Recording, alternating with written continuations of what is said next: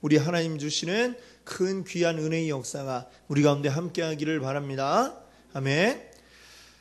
이제 우리 계속해서 금요일 저녁에 우리 갈라디아서 말씀을 함께 생각해 보고 있습니다. 우리 그동안 함께 우리 살펴봐왔던 갈라디아서의 내용들, 우리 쭉 어떤 내용인지 우리 생각이 아마 대략적으로 나시리라 생각이 됩니다. 어떤 문제를 제일 중요하게 다루고 있습니까? 바울이요?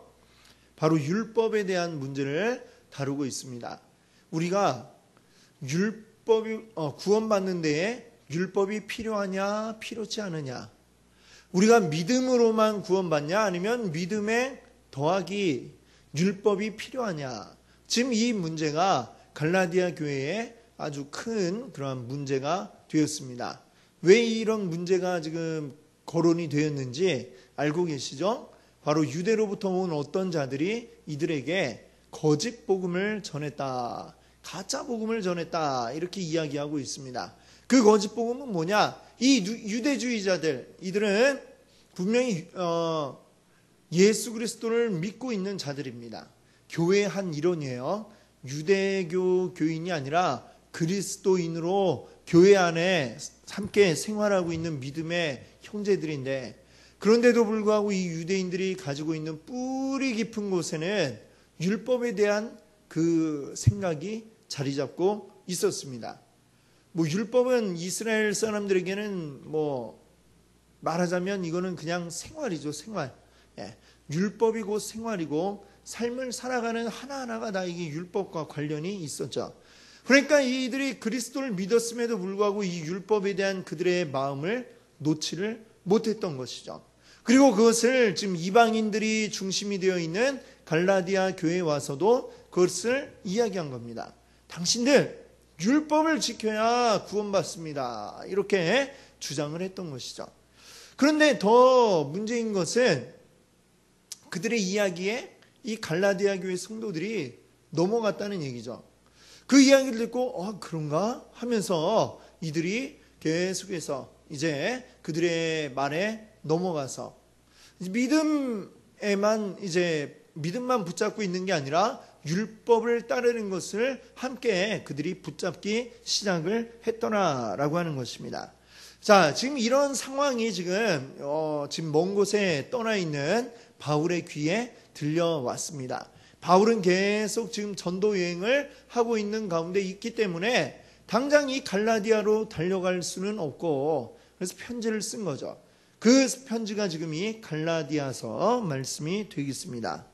자, 이 바울이 이제 정말 지금 이런 상황을 내가 들었다라고 하면서 아주 한탄을 하면서 편지를 이제 쭉 써나가죠. 그리고 3장에 와서는 왜 우리가 율법으로 구원받는 게 아닌가라고 하는 것을 이제 구체적으로 논증하기 시작하고 있습니다. 먼저 1절 말씀에 보면 예수 그리스도의 십자가에 대해서 이야기를 하고 있죠. 만약에 율법으로 구원받는다면 예수님은 왜 십자가를 지셨겠냐? 지금 이 이야기를 하고 있는 것입니다. 우리가 잘 아시겠지만 예수님이 십자가 지시기 전날 그 밤에 하나님 앞에 기도하면서 아버지여 이 잔을 거두어 주옵소서 라고 기도하지 않으셨습니까? 물론 그 후에는 마지막에는 그러나 내 뜻대로 마시고 아버지 뜻대로 하옵소서 이렇게 하시고 예수님 십자가 지셨지만, 그런데도 불구하고 하여튼 예수님도 우리와 똑같은 육신을 가지고 계셨습니다. 예수님도 피곤하실 때는 이렇게 너무 피곤해서 그냥 주무시기도 하시고, 예수님도 또 역시 굶으실 때는 배가 고프시고, 예수님도 때리면 아프고 또 창으로 찌르면 피도 나는 우리와 똑같은 몸을 가지고 계셨던 것입니다. 그 한 몸에 더군다나 모든 인류의 죄를 다 짊어지고 그 짧은 십자가에 매달린 시간 동안 그 모든 죄의 고통을 당하셔야 했기 때문에 이 육신의 예수님도 그것이 아주 달가운 일은 아니었다는 것이죠. 피할 수만 있다면 피하고 싶다는 그런 마음이 들 수밖에 없었을 것입니다. 그럼에도 불구하고 예수님이 그 고통을 감수하고 십자가를 지신 이유는 뭐냐? 이 십자가가 아니고는 우리를 구원할 방법이 없기 때문에 십자가를 지셨던 것이죠. 그런데 그 십자가를 믿는 믿음이 아니라 율법을 지키라라고 이야기를 한다면 예수님의 그 십자가를 헛되이 하는 게 될 수밖에 없다는 게 지금 바울의 이야기죠. 자, 그 다음에 또 한 가지를 이야기하는데 이제 이전에 묻고 있습니다. 또 갈라디아 교회 성도들에게 묻기를, 당신들이 성령 받았네, 예수 믿고 성령 받았지 않냐? 그러면 그 성령은 하나님 보내주신 건데, 그러면 그 성령을 당신들이 믿음으로 받았습니까? 아니면 율법을 지킴으로 받았습니까? 라고 묻고 있는 거죠. 자, 구원받은 자들에게 나타나는 강력한 증거가 성령 받음인데, 이 성령을 믿음으로 받았냐 율법으로 받았냐 물어보면 이미 율법주의자들이 와서 이야기하기 전에 다 성령 받았더라라고 하는 거죠. 그렇다면 무슨 얘기입니까? 하나님의 이 구원과 율법은 관계가 없다라는 것을 알 수 있는 것이죠. 자, 여기에 더 확실한 증거를 하나 딱 이제 추구하는데 그게 뭡니까? 바로 아브라함의 이야기를 3장에서 했습니다. 아브라함이 창세기 15장에 뭐라고 말씀하고 있습니까? 아브라함이 하나님 믿음에 그것을 그에게 의로 정하셨다. 이 말씀이 나와 있는데 이 말씀을 인용하면서 자, 그 아브라함의 믿음을 의로 여기셨다라고 할 때에 분명히 나타내고 있죠. 믿음을 보고 그의 의로 여기셨다. 그를 의롭다고 해주신 겁니다. 그러면 그게 뭡니까? 그게 곧 구원이라는 말인데, 그러면 어떻게 됩니까? 아브라함이 그때 율법을 지켰습니까? 아니다고 하는 거죠. 율법을 지키기는커녕 율법이라는 게 존재하지도 않았던 때에 아브라함이 이렇게 하나님께 의롭다 칭함을 받았다는 것이죠. 이게 무슨 얘기입니까? 아브라함이 할례 받은 거는 그 한참 후에 창세기 17장에 가서야 나오고 있는데 그 이전에 이미 하나님 앞에 의롭다 칭함을 받았죠. 그러니까 이게 뭡니까? 유대인들이 그토록 존경에 맞지 않고 그토록 따라하고 싶어하는 아브라함조차도 율법 때문에 그가 구원받은 게 아니었다라고 하는 이야기를 바울이 여기서 하고 있는 것입니다. 그래서 이게 이런 말씀을 통해서 봐라, 증거를 제시하는 거죠. 율법을 지켜야 구원받는 게 아니다라는 이야기를 하고 있는 것입니다. 자, 우리도 충분히 여기에 대한 이야기들을 많이 들어서 잘 알고 계실 것입니다. 자, 그런데 그럼에도 불구하고 말이죠. 우리 사람의 마음 한구석에는 왠지 믿음만으로는 좀 이렇게 부족한 듯한 그런 마음이 우리 가운데 있다라고 하는 것입니다. 왜냐하면 우리가 사실 하나님 앞에 내세울 게 아무것도 없기 때문이죠. 우리의 뭘 봐갖고 하나님이 우리를 구원하셨겠나? 아무것도 내세울 게 없으니까 그럼 우리가 뭐라도 좀 해야 되지 않을까? 이런 마음이 항상 우리에게 있는 겁니다. 하나님 앞에 늘 부끄러운 마음, 죄송스러운 마음, 나 같은 걸 어떻게 하나님이, 이런 마음 때문에 그러면 내가 뭐라도 하나 해야지, 자꾸 이런 생각이 우리에게 든다라고 하는 것입니다. 자, 그러나 우리가 알아야 될 것이 있습니다. 그런 마음을 가지고 그러면 내가 뭐라도 하나 해야 되지, 이러고도 내가 이거 구원받았다고 이야기할 수 있을까? 그것이 이제 점점 이제 뭘로 바뀌어요? 내가 이것만 가지고 구원받았나? 믿기만 해갖고 이게 구원이 되겠어? 이런 생각이 들면서 그 다음에는 어떤 생각을 가지게 되느냐? 뭐 하나 해야지, 내가 행위로 하나님 앞에 보여드려야지, 이런 생각을 하게 된다는 것입니다. 자, 그럼 우리가 다시 한번 생각을 해봅시다. 그러면 우리가 이 행위가 우리에게 필요하다면 어떤 행위를 통해서 우리가 구원받는 게 된다면 과연 어느 정도를 해야 우리가 구원을 받을 수 있게 될까요? 그걸 한번 우리가 생각을 해보자는 것입니다. 그 기준, 어느 정도 선으로 우리가 해줘야 구원받는 데 나아갈 수가 있겠습니까? 그 기준이 뭐라고 할 수 있겠습니까? 이게 객관적인 기준이 나올 수 있을까요? 객관적인 기준이 결정되기가 사실 어려운 것입니다. 뭐 예를 들어서 1년에 예배 한 2번 빠지는 것까지는 그래도 봐주겠습니다. 뭐 몸이 아플 수도 있고, 그러니까 2번까지는 봐주고 3번째부터는 안 된다. 뭐 이게 가능할까요? 그러면 2번 빠진 사람하고 3번 빠진 사람하고 사실 무슨 큰 차이가 있을까요? 그거 가지고 너는 천국, 너는 지옥. 이게 과연 가능한 일인지 모르겠습니다. 또 다른 예를 들어본다면 욕을 막 하는데 일주일에 욕 1번 정도 하는 것까지는 뭐 천국 갈 수 있다. 뭐 이렇게 우리가 기준을 정한다고 해보십시오. 그러면 일주일에 잘못해갖고 2번 욕한 사람, 이런 사람은 어떻게 됩니까? 그 욕 1번 더한 것 때문에 이 1번 한 사람은 천국 가고 2번 한 사람은 지옥 간다. 이게 과연 가능하겠느냐라고 하는 것을 우리가 생각해 보십시오. 그렇게 썩 바람직한 우리 결과가 될 것 같지는 않습니다. 또 이 일주일에 1번 욕하는 것도 그래요. 아무 상황에서든지 그냥 느닷없이 욕을 하는 것도 괜찮은지, 아니면 꼭 욕할 만한 상황이 딱 뭐 몇 가지로 정해줄 수 있겠죠. 운전을 하다가 누가 갑자기 앞에 확 끼어들었을 때 욕 1번 정도는 뭐 괜찮다. 뭐 이렇게 우리가 기준을 세우는 게 가능할까요? 가능하지 않죠. 어떤 상황이 그거에 적합하겠습니까? 이거는 되고 이건 안 된다. 이거 어떻게 우리가 기준을 세울 수가 없을 것입니다. 자, 그뿐만 아니라 이 어느 정도까지를 또 봐줄 수 있는가?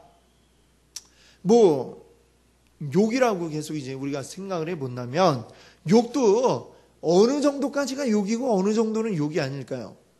뭐 예를 들면 아이씨 하는 것도 어떤 사람이 생각하기에는 굉장히 엄격한 사람은 아이씨 이것도 욕이야 뭐 이렇게 생각할 수도 있습니다. 그러나 또 굉장히 마음이 관대한 사람은 그 정도는 아니죠. 적어도 17 더하기 1 뭐 이 정도는 돼야, 그래야 이거 욕을 한 거지 라고 생각을 하는 사람이 또 있을 수 있다는 겁니다. 그렇죠? 그러면 각자 사람마다 생각하는 기준이 다르고 생각하는 정도가 다른데, 이걸 어떻게 우리가 일관적인 딱 이만큼 하면 우리가 이 행위 이상 되면은 천국 가고 이 이하면 지옥 간다. 이거는 절대적인 기준 자체를 만들 수가 없다는 것입니다. 그렇죠? 그렇기 때문에 우리가 어떤 행위의 기준을 만들어서 그걸 가지고 우리가 구원에 이르를 수 있다라는 생각은 굉장히 크나큰 착각이 될 수밖에 없는 것입니다.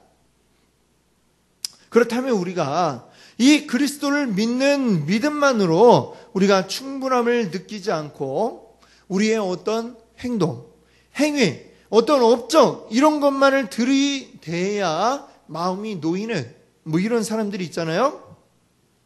그런 사람들은 그야말로 자기 만족에 불과할 뿐이다라는 것을 우리가 기억할 수 있기를 바랍니다. 나는 이런 것도 했어. 하나님 위해서 이런 일도 했습니다. 라고 생각하는 사람들, 결국 그건 아무것도 아니다라는 거죠. 그냥 내 만족일 뿐이다라고 하는 것입니다. 하나님 앞에서 그런 것은 아무것도 아니라는 사실을 여러분들 기억할 수 있기를 바랍니다. 오히려 그렇게 생각하는 자들은 큰 교만과 자만에 빠져서 하나님께 책망받을 가능성이 더 많을 수밖에 없는 것입니다. 자, 그런 사람들은 자기 꾀에 자기가 빠지는 그런 결과를 가져올 수밖에 없습니다. 자, 이런 큰 일을 했다. 한동안은 뭐 그거에 만족할 수 있을 것 같아요. 그러나 또 우리가 살아가면서 또한 짓는 여러 가지 죄들, 이런 것들이 계속 우리를 찔러댑니다. 그때에 우리의 마음은 또다시 공허해질 수밖에 없는 것이죠. 또다시 뭔가를 해서 이걸 채워야 되겠다 생각하면 이게 밑도 한도 끝도 없이 계속해서 들이붓는 밑빠진 독에 물 붓기와 다를 것이 없다는 것입니다. 그렇기 때문에 늘 그런 자들은 불안에 떨 수밖에 없는 것이고, 늘 해도 끝없는, 끝이 날 수가 없는 것입니다. 자, 그러나 반대로 그렇게 생각을 하지 않고요, 우리 힘으로 무슨 수를 써도 우리는 하나님 앞에 의롭다고 인정받을 수 없다, 이 사실을 인정하는 것입니다. 인정하는 사람, 이러한 자들은 늘 행복할 수밖에 없습니다. 하나님 앞에 늘 우리는 부족하고 연약합니다. 내 힘으로 의롭다고 인정받을 수 있는 방법이 없습니다. 인정하고 나면 그 뒤는 모든 게 편안합니다. 왜요? 바울은 이 점을 다윗의 시편을 인용해서 로마서 4장에 보니까 인용을 하고 있는데요. 자, 로마서 4장 6절에서 8절 말씀 한번 읽어볼까요? 6절을 제가 읽고 7절은 여러분들 읽으시고 우리 8절은 다 함께 한번 읽어보겠습니다. 우리 앞에 보시면서 한번 로마서 4장 6절에서 8절입니다. 이란 것이 없이 하나님께 의로 여기심을 받는 사람의 복에 대하여 다윗이 말한 바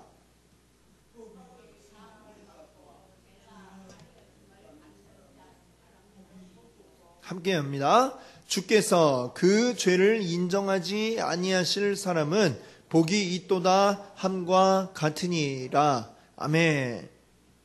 바울은 이것이 바로 뭐냐? 그리스도를 의지해서 하나님 앞에 서는 사람들의 복이다. 이렇게 이야기를 합니다. 내 의를 의지하는 게 아니고 오직 그리스도의 보혈을 의지해서 하나님 앞에 서는 사람. 그런 사람들은 어떤 자들이라고 그래요? 복이 있다라고 이렇게 이야기하고 있습니다. 그러니까 그 사람이 뭔가 하나님 앞에 공로를 쌓지 않았는데도 하나님이 그의 죄를 용서해 주시고 또 그의 죄를 인정하지 않는다라고 이렇게 오늘 이 다윗이 이야기한 것을 바울이 인용했습니다. 이것이 성경이 우리에게 주고 있는 진리인 줄 믿습니다. 하나님이 이렇게 말씀하십니다. 자, 그러면 이것을 우리가 완전히 믿어야 되는데 자꾸 거기서 나의 뭔가를 더하려고 하는 그러한 생각을 가지고 더하려는 노력을 하다 보니까 그것이 이제 문제가 될 수밖에 없는 것입니다. 특별히 우리가 기억해야 할 것이 있습니다. 그것은 사람이 하나님 앞에 설 때 내가 없어져야 된다라고 하는 것입니다. 하나님 앞에 내가 살아있어서는 안 된다라고 하는 것입니다. 하나님 앞에 내가 없기 위해서는 내가 이런 거 했습니다. 내가 저런 것도 했습니다. 이런 말을 할 수가 있겠습니까? 하나님 앞에 나라고 하는 존재를 그냥 없애버렸는데 내가 근데 이런 거 했어요. 또 이것도 했어요. 이렇게 말한다는 건 더더군다나 할 수가 없는 것이죠. 그러니까 우리는 하나님 앞에 어떻게 해야 됩니까? 하나님 앞에서 나를 지워버리면 뭐만 남을까요? 뭐가 남을까요? 바로 예수 그리스도인 줄로 믿습니다. 아멘. 나를 없애니까 그리스도만이 남는 겁니다. 바울 사도의 그 고백이 있죠. 내가 그리스도와 함께 십자가에 못 박혔나니 그런즉 이제는 내가 산 것이 아니요 오직 내 안에 누가 샀나고요? 그리스도 예수께서 사신 것이라. 내가 그리스도와 함께 나를 십자가에 못 박아 죽였다라고 하는 겁니다. 내가 없으니까, 내가 사라지니까 이제는 뭐만 남았느냐? 내 안에, 오직 내 안에 그리스도 예수만이 남아 계십니다. 이렇게 고백을 했죠. 이것이 바로 우리의 온전한 그리스도인들의 모습인 줄로 믿습니다. 아멘. 나를 없애고 오직 예수 그리스도만이 남아 예수 그리스도께서 나를 움직이시는 그런 삶이 바로 온전한 그리스도의 삶인 것입니다. 자, 이렇게 우리 하나님 앞에 나를 없애고 예수 그리스도만 남아있는 그러한 성도들, 이렇게 완전히 이제 하나님 앞에 의롭다라고 인정을 받게 되는데, 근데 이 하나님께서 우리를 의롭다라고 하시는 것, 이것은 저 천국에서만 필요한 그런 것이 절대로 아닙니다. 천국에서만 유효한 것이 아니라 오늘 이 시간 우리가 살아가는 이 땅 가운데서도 유효한 것인 줄 믿습니다. 아멘. 우리 마음속에 그것이 살아 역사하게 되는 줄 믿습니다. 그것이 무엇이냐? 로마 4장 14장 17절이 이야기하고 있는 성령 안에 있는 의와 평강과 희락, 바로 이것입니다. 성령 안에서 의와 평화와 평강과 희락, 이것이 우리의 삶을 이끌어가게 됩니다. 그러면 이것이 오랜 시간 지속될 때에 나타나게 되는 것, 그걸 뭐라고 우리가 이야기해요? 바로 성령의 열매라고 이야기를 하죠. 성령의 열매, 사랑과 희락과 화평과 오래 참음과 자비와 양성과 충성과 온유와 절제, 이러한 것들은 성령께서 내 안에서 성령이 나를 주장해서 이끌어 가시면 오랜 시간 동안 그게 쌓여져서 나타나게 되는 열매인 줄 믿습니다. 아멘. 열매. 우리 열매를 맺어야죠. 열매하는데 어떻게 맺어집니까? 씨가 딱 뿌려지면 바로 펑 하고 나옵니까? 아니죠. 성령이 우리 안에 오시면 바로 열매가 나타나느냐? 아니죠. 우리 성령님과 함께 동행하고 내 안에서 나는 없애고 성령님만 내 안에 살아 역사하실 때 내가 변화되는 것입니다. 그래서 이 성령의 열매들을 맺게 되는 줄 믿습니다. 아멘. 이것이 바로 바울이 선포했던 바로 은혜의 복음인 것입니다. 아멘. 우리 사람이 하나님께 나아갈 수 있는 완전히 새롭고 충만한 은혜의 길이 열려지게 된 것이죠. 어떤 사람이든지 내가 누구이냐가 중요한 게 아닙니다. 내가 그동안 어떻게 살아왔느냐, 이게 중요한 것이 아닙니다. 내가 지금 어느 상태에 있든지 무엇을 하고 있든지 내가 그리스도를 의지해서 하나님께서 불쌍히 나를 여겨주시기를 바라고 그렇게 하나님 앞으로 나아가면 하나님이 그를 받아주시는 줄 믿습니다. 아멘. 하나님이 나를 받아주셔서 하나님의 뜻 가운데 인도해 주시는 줄 믿습니다. 하나님은 우리 사람의 죄악된 성품을 잘 알고 계십니다. 내가 어떤 자인지, 내가 얼마나 약한 자인지, 내가 얼마나 이 죄에 달려가기를 쉽게 하는지 다 알고 계십니다. 그렇기 때문에 주님께서는 우리에게 율법을 요구하지 않으십니다. 우리에게 율법의 행위를 요구하면 우리 중 아무도 그 누구도 천국에 이를 자가 없다는 것을 주님은 잘 알고 계십니다. 그래서 그 율법을 강요해서 우리에게 천국 와라, 이거 하려면 이거 해야 천국 오지, 이렇게 말씀하시는 게 아니라 다 모든 거 내려놓고 오직 예수 그리스도를 보내주심으로 예수 그리스도의 그 십자가 보혈을 믿는 자는 다 구원받을 수 있는 길을 우리에게 열어주신 줄 믿습니다. 아멘. 자, 이것을 바울이 쭉 얘기를 하고 있는 겁니다. 이 바울이 이 얘기를 할 때에 그 시대에 그 누구도 바울만큼 여기에 대해서 잘 이야기할 수 있는 사람은 아무도 없었습니다. 그 시대의 모든 종교, 그리스도인이 아닌 다른 모든 사람들의 믿는 이 종교들은 지금도 역시 마찬가지고요. 모든 종교들은 다 무엇을 요구하느냐? 사람의 행위를 요구하고 있는 것입니다. 어떤 종교든지 그 종교의 신은 사람에게 무언가를 요구하고 있습니다. 이걸 해라, 또 이걸 해라. 여러 가지 포장을 하죠. 도덕이라는 이름으로 포장을 하기도 하고 또 자기네 어떤 교리를 가지고 포장하기도 합니다만 결국 그 모든 종교들은 뭘 원하느냐? 우리에게 뭔가를 할 것을 요구하고 있는 것입니다. 그러나 성경에 나타난 우리 하나님은 우리에게 아무것도 요구하지 않으십니다. 다만 믿어라, 믿으면 구원받는다 말씀하고 계신 줄 믿습니다. 그리고 오히려 우리에게 뭔가를 해주기를 요구하시는 게 아니라 우리에게 하나님이 오히려 독생자 예수 그리스도를 보내주셨죠. 독생자 예수 그리스도를 아낌없이 보내주셨습니다. 이런 신은 세상 어디에도 찾아볼 수가 없는 신이요, 이런 종교는 세상 어디에서도 찾아볼 수 없는 종교인 것입니다. 우리가 믿는 하나님 바로 그러한 분이시고 우리가 믿는 이 기독교 바로 그러한 기독교인 것입니다. 오직 하나님만이 참된 우리의 진짜 신인 줄로 믿습니다. 아멘. 자, 그러면 여기서 우리가 아마 이런 질문을 할 수 있을 것 같습니다. 자, 이런 질문이에요. 그러면 이렇게 하나님께 인정받은 사람이 계속해서 하나님께 인정받으려면 우리가 어떻게 해야 됩니까? 뭘 해야 됩니까? 이렇게 물을 수가 있겠죠. 자, 잘 생각해 보십시오. 자, 구원받았어요. 구원받았는데 그거 계속 우리 하나님 앞에 인정받으려면 뭔가 우리의 어떤 의로운 행위가 더 필요한 거 아닙니까? 계속해서 그런 어떤 행위가 요구되는 거 아닙니까? 이렇게 질문할 수 있겠죠. 어떠세요? 자, 그 말이 맞을까요? 틀릴까요? 우리 다 답을 알죠. 아니다. 어떤 경우에도 하나님 우리에게 행위를 요구하고 계시지 않는다라고 하는 것입니다. 다 필요 없습니다. 만약에 우리가 우리의 어떤 행동이 필요하다고 생각한다면 그것은 하나님 생각이 아니라 우리의 생각이고 사람의 생각인 것입니다. 그리고 그것은 뭐냐? 다시 율법으로 돌아가는 그런 행위라는 것이죠.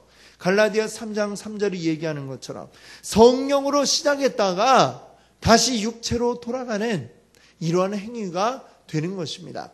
성령으로 시작해서 구원받았던 사람이 다시 육체의 일로 돌아감으로써 그 구원과 상관없는 데로 가버리게 되는 것이죠. 이런 데에 우리가 넘어가면 안 된다는 것입니다. 자, 그럼 여기서 우리는 또 하나의 질문을 던질 수 있습니다. 그러면 하나님께 의롭다 인정받은 사람은 그 후에 그러면 아무렇게나 살아도 상관이 없는 겁니까? 한번 구원받았으니까 다 되는 겁니까? 자, 이 질문 이대로 생각한다면 이것도 역시 큰 오해죠. 우리가 작년에 그 세월호 사건이 있을 때에 여러분들 다 아시겠지만 그 유병원 거기가 뭐예요? 구원파죠? 구원파가 가진 생각이 이런 생각입니다. 어찌됐건 한번 구원받으면 그 구원받은 게 절대로 바뀌지 않는다. 그러니까 이 세상에서 무엇을 해도 상관이 없다. 이게 바로 그 구원파들의 생각이죠. 이건 큰 착각입니다.